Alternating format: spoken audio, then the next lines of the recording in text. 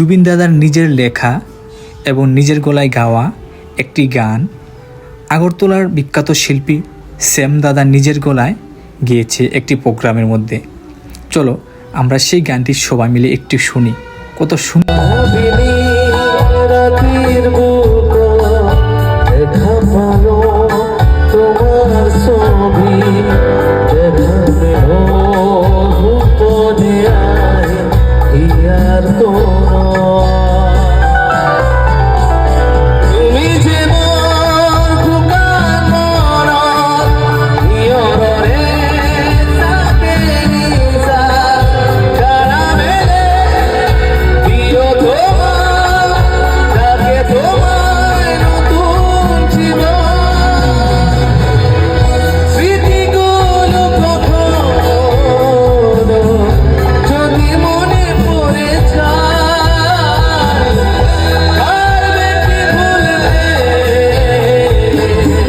এই গানটা শুনলে আমার বারবার শুনতে ইচ্ছে করে।